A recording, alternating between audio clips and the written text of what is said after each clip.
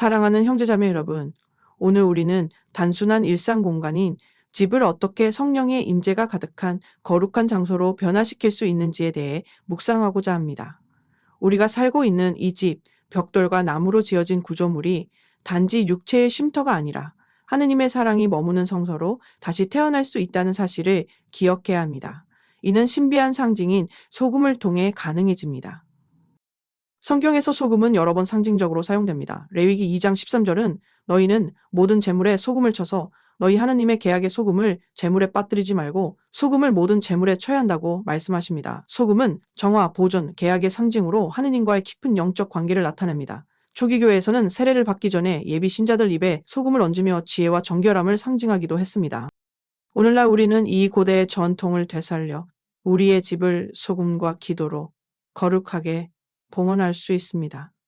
단순한 행위처럼 보일지라도 믿음을 담아 실행될 때 그것은 강력한 영적 선언이 됩니다. 바로 이 집이 하느님께 속해 있으며 그분의 평화와 빛이 머무는 성소가 되길 간구하는 것입니다. 첫 번째로 소금을 뿌려야 할 장소는 집의 현관입니다.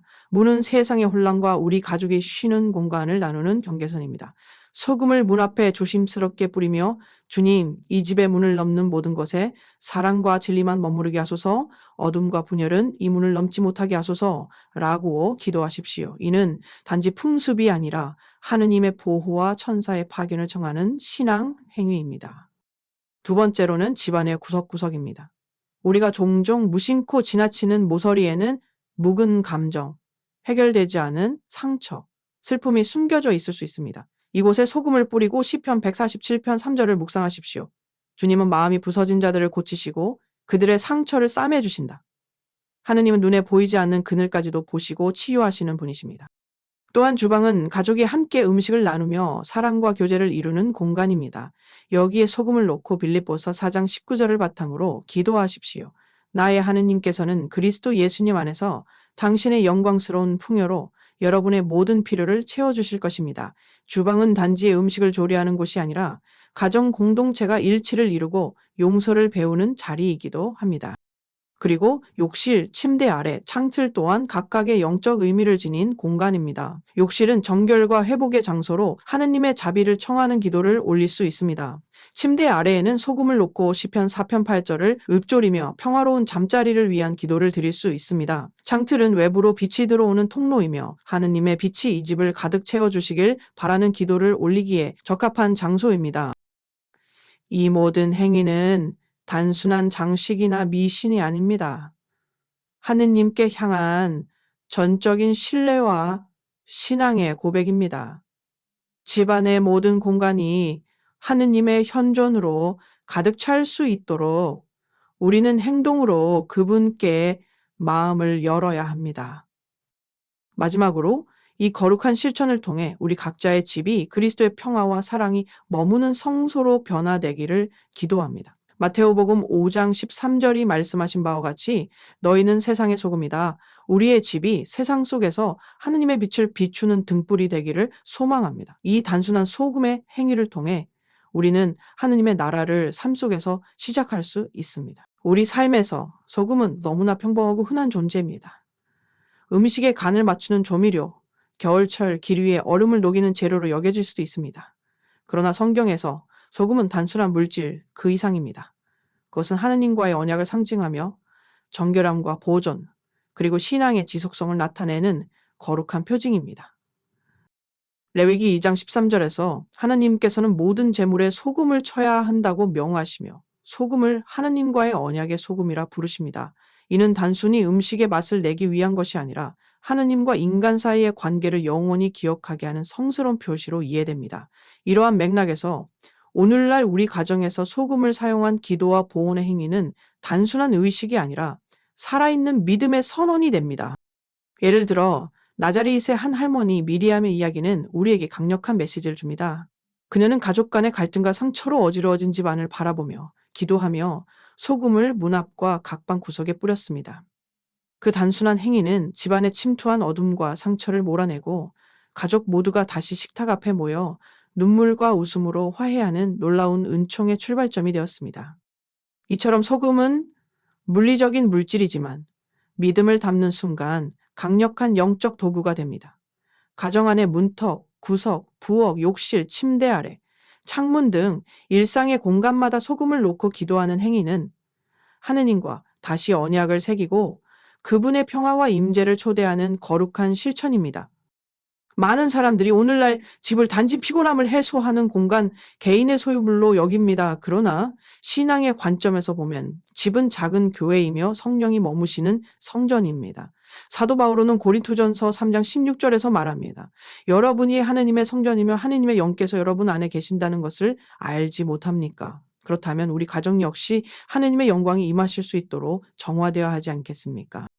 소금을 뿌리는 행위는 단지 공간을 깨끗이 하는 것에 그치지 않습니다. 그것은 그 공간에 담긴 기억과 감정까지도 하느님의 빛으로 드러내고 치유하는 신앙 고백입니다.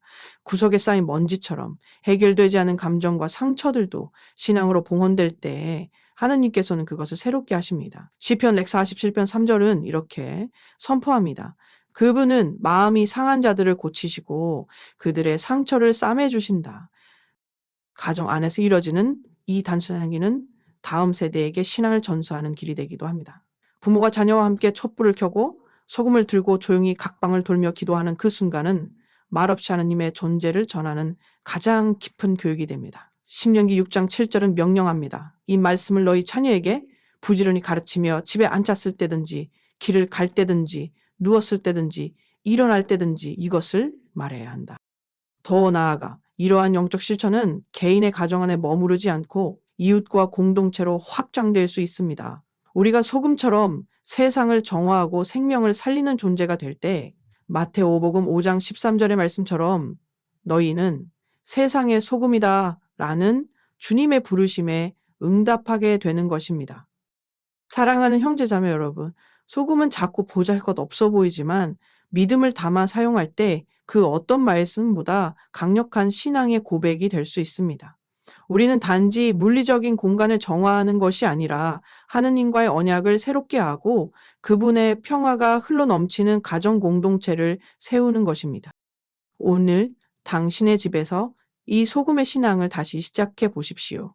문턱에서, 구석에서, 주방 식탁에서, 자녀의 침대 아래에서 한 줌의 소금이 당신의 가정을 성소로 변화시킬 수 있습니다. 그리고 그곳에서부터 하느님의 나라는 시작될 수 있습니다. 우리의 가정은 사랑과 웃음이 피어나는 곳이지만 때로는 말하지 못한 상처와 오래된 갈등이 머무는 공간이기도 합니다. 눈에 보이지 않는 기억과 감정은 우리가 미처 의식하지 못하는 사이에 집안의 공기와 분위기를 바꾸고 관계의 균열을 만들기도 합니다. 이러한 보이지 않는 고통을 정화하고 하느님의 평화와 현존을 다시 초대하기 위한 구체적인 실천이 바로 소금을 뿌리는 기도입니다. 성경은 반복적으로 하나님께서 인간의 마음뿐 아니라 공간, 물건, 행동에도 임재하시고 그것을 거룩하게 하신다고 가르칩니다. 이사야서 43장 1절에서 하나님은 내가 너를 이름으로 불렀다. 너는 내 것이다. 라고 말씀하십니다. 이것은 우리 존재뿐 아니라 우리가 사는 공간 역시 그분께 속해 있음을 의미합니다. 우리가 살고 있는 집도 하나님의 사랑과 평화가 머무는 곳이 되어야 합니다. 하지만 현실은 종종 다릅니다. 바쁜 일상, 피로, 오해, 상처로 인해 집안은 성소가 아니라 긴장과 침묵이 감도는 곳이 되곤 합니다. 특히 집안 구석이나 잘 보이지 않는 공간들은 무의식적으로 상처의 기억이나 감정을 담고 있는 장소가 되기 쉽습니다.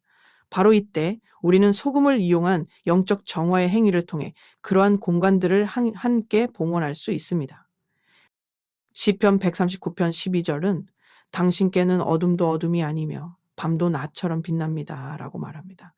이는 하느님께서 우리의 삶에서 숨겨진 부분까지도 다 알고 계시며 그 안에 빛을 비추실 수 있다는 확신을 줍니다. 우리가 집안의 구석구석에 소금을 뿌리고 기도할 때 그것은 단순한 청소가 아니라 기억을 하느님께 드리는 치유의 행위입니다. 예를 들어 한 어머니가 아들의 방 구석에 소금을 뿌리며 시편 4편 8절을 기도합니다. 주님, 당신만이 저를 평안히 눕게 하시고 안전하게 쉬게 하십니다. 이 기도는 아들이 겪고 있는 불안과 두려움을 하느님께 맡기는 동시에 그 방이 평화와 보호의 장소가 되도록 청하는 간구입니다. 실제로 이러한 기도를 반복한 후 아이는 더 이상 악몽을 꾸지 않고 평온한 잠을 잘 수 있었다고 고백합니다. 또 다른 경우 부부가 자주 다투던 거실 구석에 소금을 뿌리며 에페소서 4장 32절의 말씀을 묵상합니다. 서로 친절하고 마음씨 곱게 대하며 하느님께서 그리스도 안에서 여러분을 용서하신 것처럼 서로 용서하십시오. 이 기도는 단순히 공간을 변화시키는 것이 아니라 그 안에 스며든 감정과 관계를 하느님의 자비 안에서 다시 바라보게 합니다. 소금을 사용하는 것은 미신적인 행위가 아니라 가시적인 행위를 통해 보이지 않는 은총을 청하는 성사적 정신을 따르는 것입니다. 가톨릭 전통 안에서도 소금은 세례 때 사용되어 정화와 보호의 상징이 되었으며 예전 교회에서는 집을 축복할 때 제대나 문틀, 구석에 소금을 뿌리며 기도하였습니다. 무엇보다 중요한 것은 이 행위를 하면서 하느님께 마음을 여는 태도입니다. 주님, 이 공간 안에 머문 상처와 어둠을 당신의 빛으로 비추소서. 과거의 기억들을 자비로 안아주시고 새롭게 태어나게 하소서라는 고백은 과거를 억누른 것이 아니라 신앙 안에서 직면하고 봉헌하는 용기를 의미합니다. 이러한 기도는 단순히 느낌이 좋아지기 위한 것이 아니라 삶의 모든 영역을 하느님의 다스림 아래 두려는 제자도의 표현입니다. 우리가 매일 드리는 미사, 묵주기도, 고해 성사와 마찬가지로 집안을 하느님께 봉헌하는 행위 또한 우리 삶의 거룩함을 완성시키는 중요한 여정이 됩니다. 사랑하는 형제자매 여러분, 오늘 조용한 저녁에 작은 그릇에 소금을 담고 성경 한 구절과 함께 집안의 구석구석을 돌며 기도해 보십시오. 그 공간이 단지 깨끗해지는 것이 아니라 여러분의 기억과 감정, 상처와 그늘이 하느님의 빛으로 새로워질 것임을 믿으십시오. 주님께서 말씀하십니다. 보라, 내가 새 일을 시작하리라. 이사야 43:19. 그 새 일은 바로 당신의 집안 작은 기도에서부터 시작될 수 있습니다. 사랑하는 형제자매 여러분, 가정의 중심은 어디일까요? 많은 이들이 거실이나 안방을 떠올릴 수 있지만 사실 가정의 따뜻함과 이야기가 가장 많이 오가는 곳은 바로 주방, 그리고 식탁입니다. 주방은 단순히 음식을 만드는 공간이 아니라 가족이 함께 모여 나누고 용서하고 웃음을 터뜨리는 영적인 장소입니다. 그러므로 이 공간 역시 하느님의 은총 안에서 거룩하게 봉헌되어야 합니다. 성경을 보면 예수님께서도 여러 차례 식사 자리를 통해 은총을 나누고 사랑을 실현하셨습니다. 마르타와 마리아의 집에 머무르시며 따뜻한 대화를 나누시고 루카 10, 1,308 오병이어 기적을 통해 수천 명을 먹이셨으며 마테오 14:29 엠마오 제자들과 식탁에서 빵을 떼실 때 당신을 드러내셨습니다. 루카 24:30 이처럼 식사는 단순한 생존의 행위가 아니라 신앙의 행위가 될 수 있습니다. 그렇기에 우리의 주방 또한 성체성사의 영적 의미를 반영하는 공간으로 변화되어야 합니다. 매일의 식사는 미사 때 제대에서 이루어지는 빵과 포도주의 신미를 가정에서 삶으로 살아내는 연장입니다. 우리가 주방을 정성스레 정리하고 식탁 위에 초와 십자가, 작은 소금 그릇을 놓으며 기도할 때 그 식사는 하느님께 올려드리는 감사 제물이 됩니다. 주방은 또한 갈등이 풀어지고 화해가 시작되는 장소이기도 합니다. 한 가족이 서로 마음이 멀어진 채 하루를 보냈더라도 식탁에 함께 앉는 순간 말보다 먼저 마음이 움직입니다. 밥은 먹었어? 라는 짧은 말 속에 담긴 관심, 국을 덜어주는 손길 속에 담긴 배려가 마음을 녹입니다. 이렇듯 식사는 작은 용서의 시작이며 나자렛의 어느 가족이 들려준 이야기가 이를 잘 보여줍니다. 한때 자녀들과의 갈등으로 식사 자리가 차갑고 침무로 가득했던 어머니가 있었습니다. 그녀는 미리암 할머니의 이야기에 감동을 받고 식탁 안쪽에 소금과 초를 놓고 매일 묵주기도를 바치기 시작했습니다. 기도의 분위기 속에서 식사 시간이 점점 따뜻해졌고 자녀들도 자연스럽게 대화에 참여하게 되었습니다. 그러던 어느 날 신앙에서 멀어졌던 큰딸이 갑자기 함께 성당 가도 돼? 라고 물으며 가정 안에서 신앙이 다시 피어나기 시작한 것입니다. 이는 단순한 장식이나 분위기의 변화가 아닙니다. 주방이 기도의 공간이 되었고 식사가 성찬례의 예고편이 되었기 때문입니다. 1고린토서 10장 17절은 이렇게 말합니다. 우리가 한 빵을 나누기 때문에 우리는 수가 많아도 한 몸입니다. 이것은 미사뿐 아니라 가정에서의 식사에도 적용될 수 있는 진리입니다. 가족의 식탁은 또한 하느님의 섭리를 체험하는 장소입니다. 재정적 어려움이 있더라도 오늘 하루 먹을 수 있는 음식이 주어졌다는 사실, 누군가와 함께 나눌 수 있는 가족이 곁에 있다는 사실은 하느님의 자비와 은총의 증거입니다. 필리피서 4장 19절은 말합니다. 나의 하느님께서는 그리스도 예수님 안에서 당신의 영광스러운 풍요로 여러분의 모든 필요를 채워 주실 것입니다. 따라서 우리가 주방을 봉헌할 때 단순히 공간을 정리하는 것이 아니라 그 안에서 이루어지는 모든 나눔과 섬김의 행위를 하느님께 드리는 제사로 변화시키는 것입니다. 하느님께서는 우리의 매끼니, 우리의 작은 정성, 그리고 침묵 속의 사랑을 받아들이시고 그 식탁을 작은 제대로 삼으십니다. 주방을 거룩하게 바치기 위한 실천은 어렵지 않습니다. 주일 저녁 가족이 함께 모여 식사를 준비하고 식탁 위에 작은 소금 그릇과 초, 십자가를 놓아 보십시오.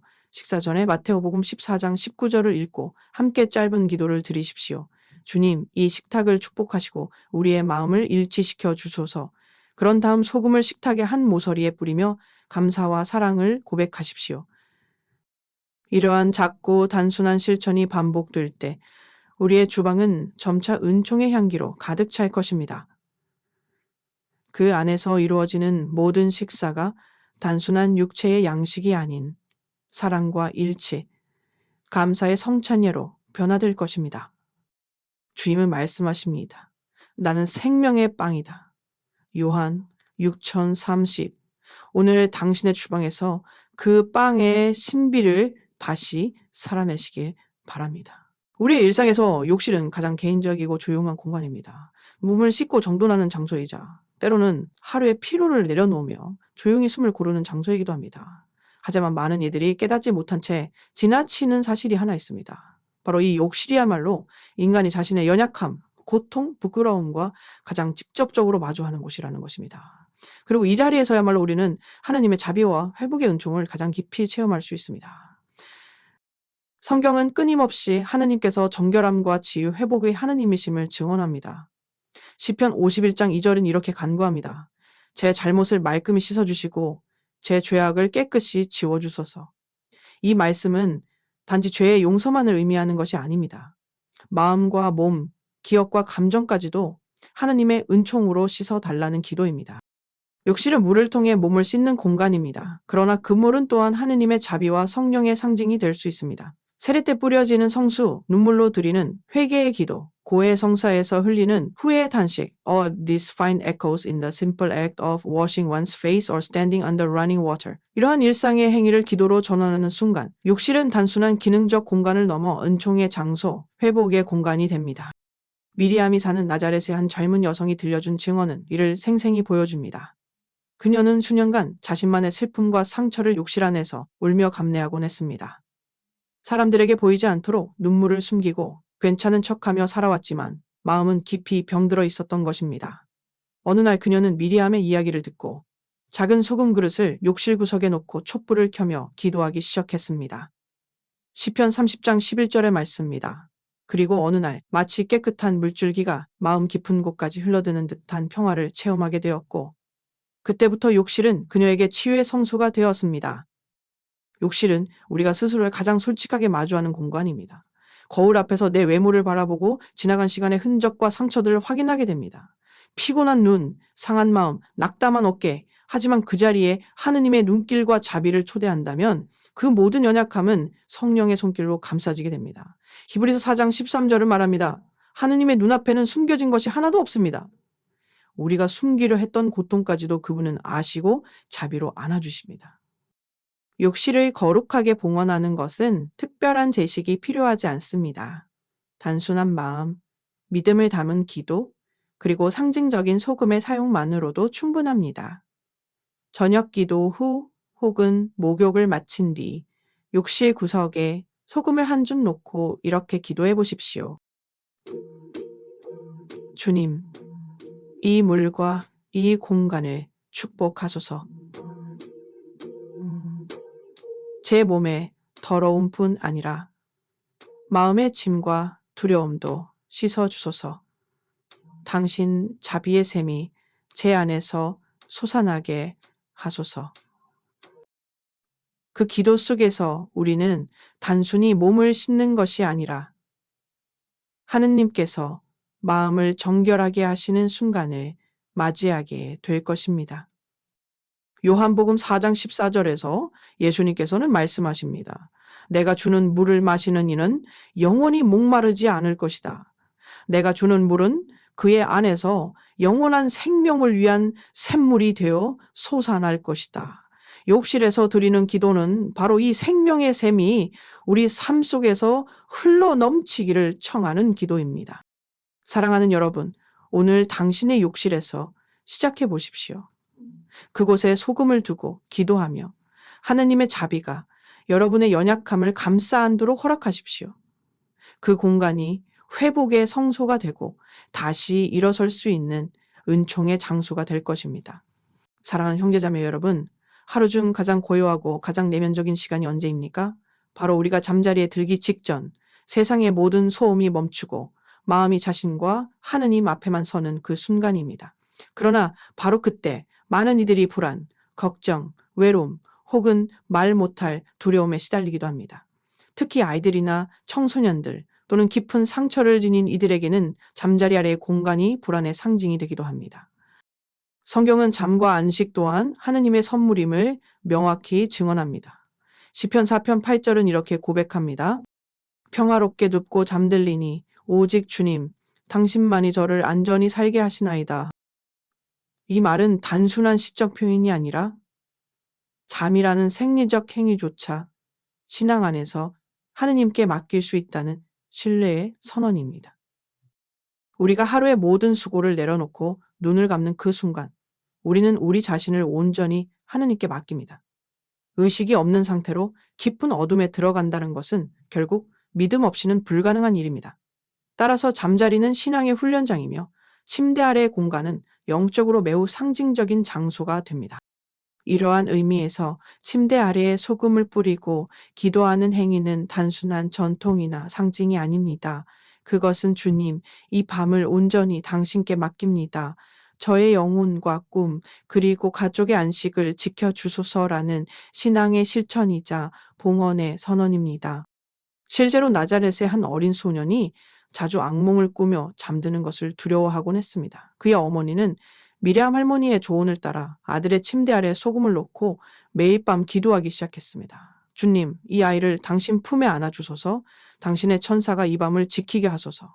그리고 그날부터 아이의 악몽은 점차 사라졌고 아이는 하느님의 평화 안에서 잠드는 기쁨을 누리게 되었습니다. 히브리서 1장 14절은 말합니다. 모든 천사는 구원의 상속자들을 섬기도록 파견된 봉사하는 영이 아닙니까? 우리가 소금을 뿌리고 기도할 때 천사의 보호를 청하는 신앙 고백이 그 안에 담깁니다. 아이들의 잠자리에 손을 얹고 기도하며 침대 아래를 축복하는 이 행위는 자녀의 영혼을 하느님께 봉헌하는 가장 아름다운 방식 중 하나입니다. 뿐만 아니라 어른들에게도 침대 아래는 상징적인 공간입니다. 낮 동안 쌓인 스트레스, 억눌린 감정, 해결되지 않은 고민들은 밤이 되면 더욱 선명하게 떠오릅니다. 이런 밤에 단 한 줌의 소금을 뿌리며 기도하는 그 행위는 모든 짐을 하느님께 맡기고 진정한 안식을 누릴 수 있는 관문이 됩니다. 요한복음 16장 33절에서 예수님께서는 말씀하십니다. 세상에서는 고난을 당하겠지만 용기를 내어라. 내가 세상을 이겼다. 이 말씀은 잠자리에 들기 전 우리 마음에 새겨야 할 위로의 말씀입니다.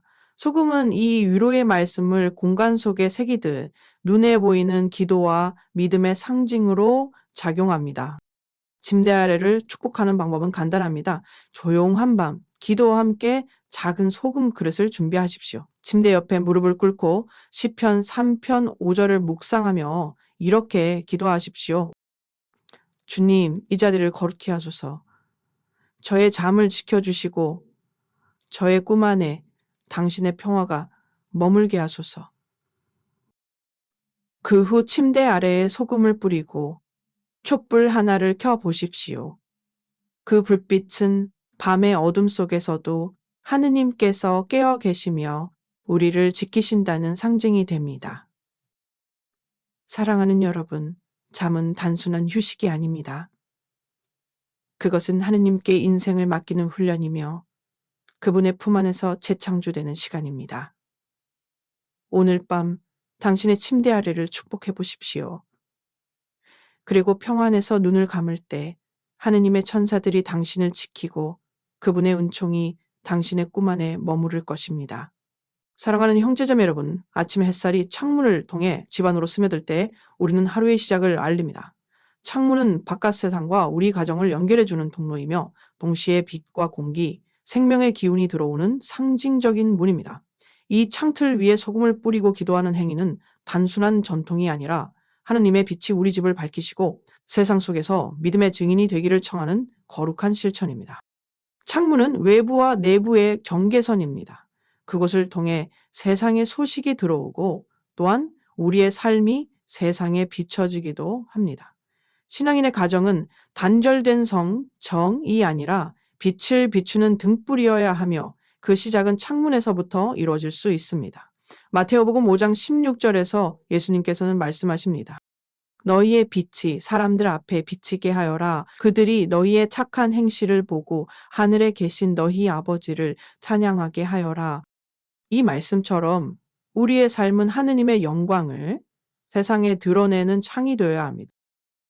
창틀에 소금을 뿌리는 것은 단순한 청결의 의미를 넘어서 그 공간이 하느님의 빛과 평화, 희망의 문이 되기를 청하는 기도입니다. 성 요한복음 1장 5절은 말합니다. 빛은 어둠 속에 비치고 어둠은 그것을 이기지 못하였다. 이 빛은 단지 자연광이 아니라 성자 예수 그리스도의 현존이자 우리 영혼의 빛입니다. 나자렛의 한 가족은 매일 아침 창문 앞에 서서 짧은 기도를 드립니다. 아이들이 등교하기 전 어머니는 창문을 열고 바깥 공기를 들이마시며 이렇게 기도합니다. 주님, 오늘 이 빛 속에 우리 가족을 축복하시고 당신의 평화가 이 집안에 머물게 하소서. 그녀는 작은 소금 그릇을 창틀에 두고 하루를 시작하는 이 공간이 하느님의 자비와 보호로 가득 차기를 간절히 바랐습니다. 어느 날 이웃이 방문했을 때 이 집은 참 따뜻한 느낌이 나네요. 이상하게 평화로워요. 라고 말했습니다. 하느님의 은총이 창틀을 넘어서 이웃에게까지 흘러간 것입니다. 말라키 4장 2절은 약속합니다. 내 이름을 경외하는 너희에게는 의로움의 태양이 떠올라 그 날개에는 치유가 있으리라. 이 말씀처럼 창문을 통해 비추는 빛은 단지 자연적인 요소가 아니라 하느님의 치유와 회복을 의미하는 상징이 될 수 있습니다. 우리가 소금을 창틀 위에 놓으며 기도할 때 그곳은 치유의 시작점, 은총이 흐르는 문이 됩니다. 또한 창문은 세상이 우리 가정을 바라보는 시선이 닿는 곳이기도 합니다. 우리 집에서 들리는 웃음, 음악 소리, 혹은 기도 소리, 그 모든 것이 신앙의 향기로 퍼질 수 있습니다. 루카복음 11장 33절은 말합니다. 아무도 등불을 켜서 지하에나 말 아래에 두지 않는다. 오히려 등경 위에 두어 들어오는 사람들이 그 빛을 보게 한다.